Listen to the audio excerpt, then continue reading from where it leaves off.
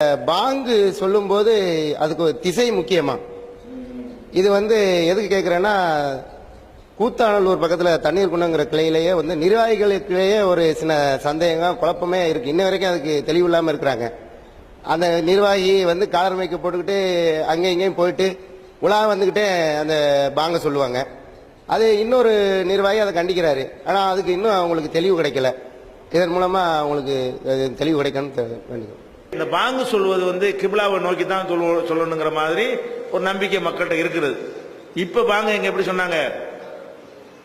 கிப்லா முன்னங்கி சொல்லல. இப்ப இசாக்கு பாங்கு சொன்னாங்களே, கிப்லா எங்கிட்டு தான் சொன்னாரு. வழங்குதா? அது தவறா இருந்தா நம்மளே அதை கண்டிச்சிருப்போம். வழங்குதா?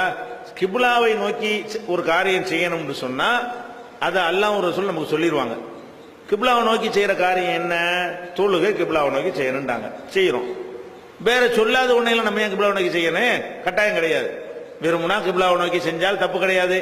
ஆனா கிப்லாவை நோக்கி தான் பாங்கு சொல்லணும் அப்படிங்கிற மாதிரி ரசூல் ஸல்லல்லாஹு அலைஹி வஸல்லம் அவர்கள் ஒரு ஆர்டராகவோ ஒரு வழிமுறையாகவோ நமக்கு சொல்லாங்கன்னா சொல்லவே கிடையாது. அப்ப ஜும்மா பாங்க பொறுத்த வரைக்கும் இருக்கிற மேடையில பெரிய மீட்டிங் நடத்துறோம், மேடை நடத்துறோம், மைக் எந்த பக்கம் இருக்கு அந்த பக்கம் சொல்லிட்டு போயிருவோம். தொழுவும் போது கரெக்டா கிப்லாவை நோக்கிற வேண்டியதான். கிப்லாவை நோக்குறது என்பது என்னது?